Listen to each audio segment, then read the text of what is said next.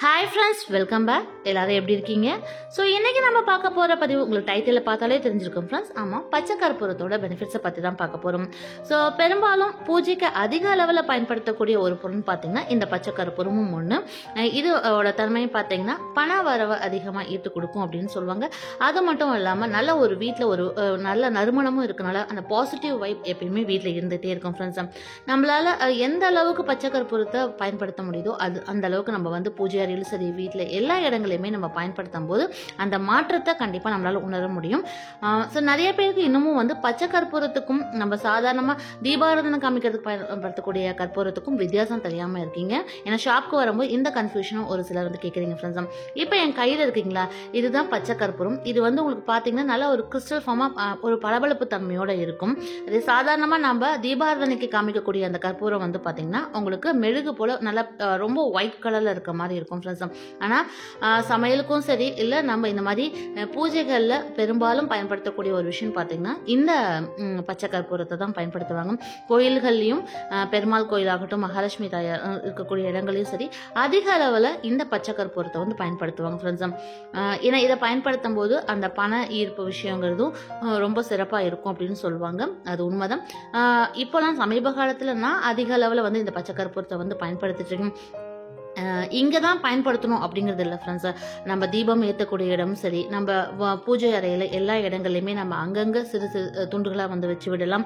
அதே மாதிரி நம்ம கேஷ் பாக்ஸில் வந்து இதை வந்து ஒவ்வொரு வாரமும் ஒரு சின்ன சின்ன துண்டு அதில் போட்டு வைக்கும்போது அந்த வாசனை எப்பவுமே இருந்துகிட்டே இருக்கும். அந்த நறுமணம் எங்கெல்லாம் இருக்கும் அந்த இடத்துல வந்து அந்த ஈர்ப்புத்தன்மை அதிகமாக இருக்கும். அது போல் பண வரவும் அதிகமாக நம்மளுக்கு சேரும் அப்படிங்கிறது ஒரு நிதர்சனமான உண்மை தான். ஏன்னா நான் அனுபவத்தில் நான் சொல்கிறேன் ஃப்ரெண்ட்ஸ். இப்போ சமீப காலத்தில் நான் சொன்னதுங்க நிறையாவே நான் வந்து அந்த பச்சை கற்பூரத்தை வந்து பயன்படுத்துகிறேன். அதனால அதுக்குரிய மாற்றத்தையும் நான் உணர்ந்திருக்கேன். ஸோ நீங்கள் தீபம் ஏற்றும் போதெல்லாம் பார்த்தீங்கன்னா இது போல் சின்ன சின்ன துண்டு கற்பூரத்தை வந்து நீங்கள் உடைச்சி அதில் விட்டு போட்டுடலாம். மறுபடியும் சொல்கிறேன் ஃப்ரெண்ட்ஸ், பச்சை கற்பூரத்தை வந்து அதிக அளவில் பயன்படுத்துங்க. நம்ம நார்மலாக தீபாராதனைக்கு பயன்படுத்தக்கூடிய கற்பூரத்தை அதிக அளவில் பயன்படுத்தாதீங்க. ஏன்னா அது கொஞ்சம் நமக்கு கெமிக்கல் அதிகமாக இருக்கக்கூடிய ஒரு பொருள்னே சொல்லலாம். அடுத்து இன்னொரு முக்கியமான விஷயம் பார்த்தீங்கன்னா ஃப்ரெண்ட்ஸ், இந்த ஒரு விஷயத்தை வந்து நிறைய பேர் வந்து ஃபாலோ பண்ணியிருக்க மாட்டீங்க. இதையும் ட்ரை பண்ணி பாருங்க, கட்டாயம் அந்த மாற்றத்தை உங்களால் உணர முடியும். அதாவது நம்ம டெய்லியுமே நெத்தியில் வந்து குங்குமமாக வந்து வைப்போம் இல்லைங்களா. ஸோ அதுலேயுமே இந்த பச்சை கற்பூரத்தை துளி போல் நல்லா நுணுக்கி பவுடர் ஆக்கிட்டு இதை மிக்ஸ் பண்ணி வச்சுக்கோங்க. ஸோ அன்றாட வாழ்க்கையில் கட்டாயம் நம்ம நெத்தியில் குங்குமம் வைக்கும்போது இந்த பச்சை கற்பூரமும் நம்மளோட சேர்ந்தே இருக்கும். ஸோ இது வந்து நம்மளை சுற்றி நல்ல ஒரு பாசிட்டிவ் வைபை நமக்கு கொடுக்கும் ஃப்ரெண்ட்ஸ். இது போல நீங்களும் ட்ரை பண்ணி பாருங்க. எத்தனை பேர் இது போல பச்சை கற்பூரத்தை மிக்ஸ் பண்ணி நீங்க குங்குமமா வைக்கிறீங்க அப்படின்னு சொல்லுங்க. ஏன்னா நான் இதை வந்து ஃபாலோ பண்ணிட்டு இருக்கேன். இதோட மாற்றத்தையும் நான் உணர்ந்திருக்கேன். நீங்க இதை வந்து ட்ரை பண்ணி பார்த்துட்டு உங்களோட ஃபீட்பேக்கை கமெண்ட்ல சொல்லுங்க ஃப்ரெண்ட்ஸ்.